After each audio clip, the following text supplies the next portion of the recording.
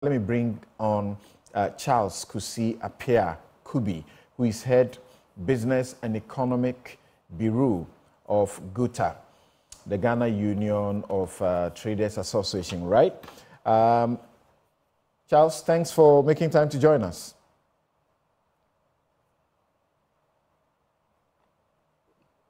Please unmute your mic.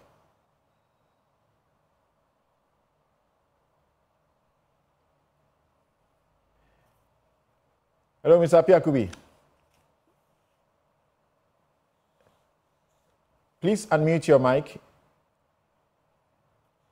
Okay. Great. We have you. Hello, can you hear me? Thank you very much. Thank you very much. And Professor Bokwin, hold on there for me. I want you to hear all of these people, and then we come to you to wrap it up nicely. Now,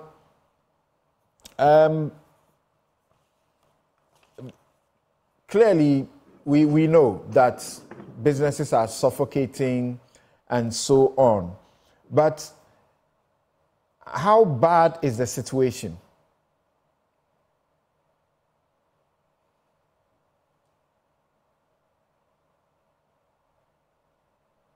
Hello, Charles.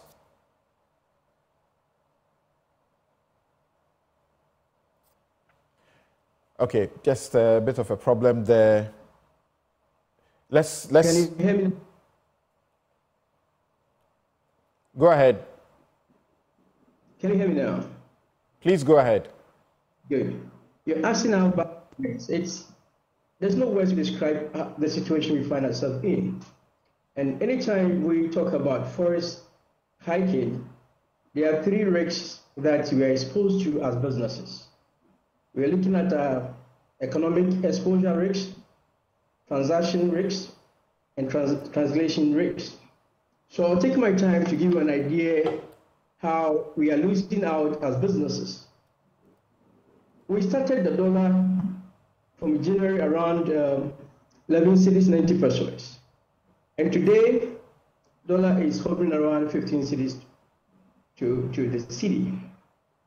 So a typical example, if my working capital is $100,000 that I used to import, that means that any part of this January, I need about 1.190 million Ghana cedis to import.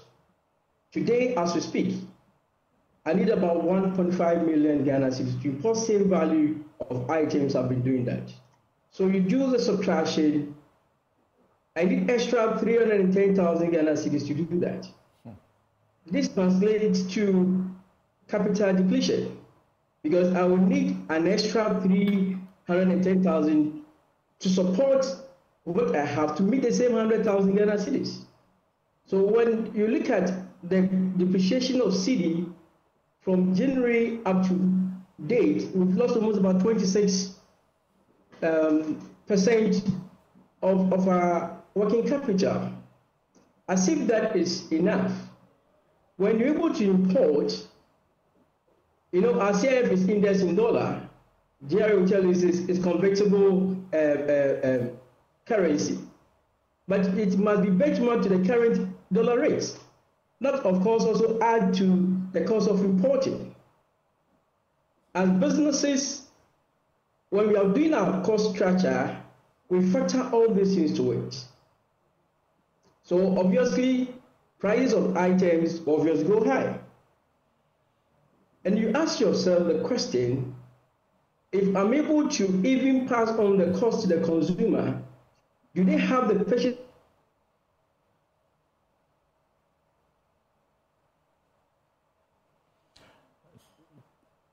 power to meet that?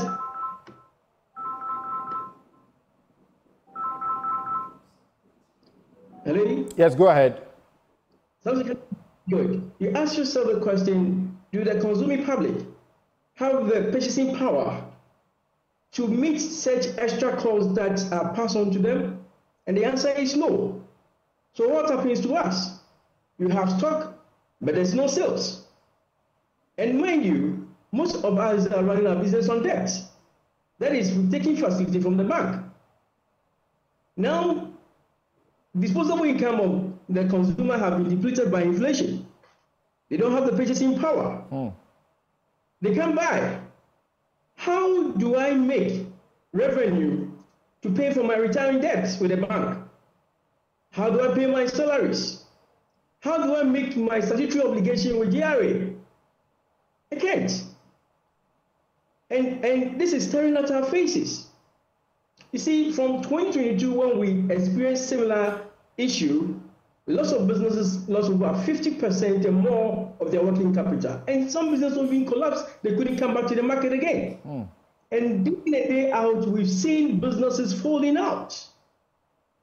So I talk about what they call the transaction exposure as a risk.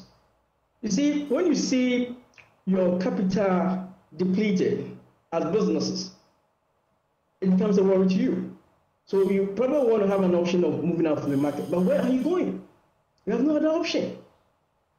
That is how I can probably describe the situation we find ourselves in. It's so scary. Are there any means that as Guta you are adopting to interact with the government and leaders of the economy to find some ways around this? Differently, yes. We've done severally, as one of your guests suggested. There'll be more engagement, but is that the policymakers or the managers of the economy are not ready to listen to your options. So we obviously will be having this kind of conversation every day, every now and then. The point is, let's look at the structure of the economy. Unfortunately, our economy are in the hands of foreign hands. We don't have control of what happens here. We look at the FDI laws that favors foreign companies in terms of repatriation of equities and profits without any introduction of retention policy to ensure that whatever you gain in this country, there must be a certain portion retained to run your operations. Let me give you a typical example. We've discussed about the GIPC law that established equity registration with solely foreign companies that want to trade in Ghana. They need about $1 million to do that, and that comes with property, plant, and then equipment. So you look at the component of it, you realize that people have made the $1 million, but real cash will be less than 20% of what they have raised as $1 million. So we'll pick foreign companies who want to export. And you look at their import values, it's more than even the $1 million they have raised as the equity registration. So the X, where did they get it from? That means that they have recourse to the little that we have reserved as a country to support local businesses. So we have told them that, wait, looking at the dynamics in the economy, can we engage our foreign partners or FDIs to say that now, bring the corresponding value of the imports you want to engage in Ghana? So you pick like the China Mall. If you know that every month you do $10 million, bring same corresponding value into the country. Tell me this in a minute so that we can move on to Professor Bokpin to try and find some other solutions. How much hope do you have, if any at all, that the Cedi's flights will be arrested? It will come back down and make things a little easier for you? You see, forest highs is influenced basically by speculations and sometimes expectations. So it is the responsibility of the managers of the economy to manage information when it comes to speculation so that they can reinvest some kind of confidence into the system. Now, people are buying forests, but not for transaction purposes, but for speculation that the city will keep on depreciating. So as a way of safeguarding their investment, they will convert the city and keep it in the form of forest.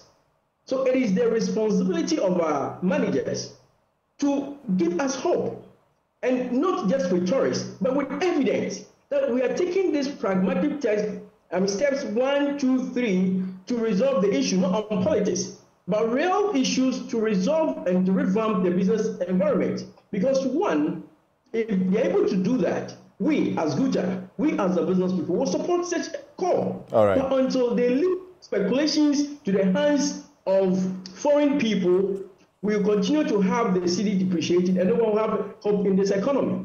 All right. Thank you very much. Charles Kusi Appiah Kubi, Head Business and Economic Bureau of GUTA.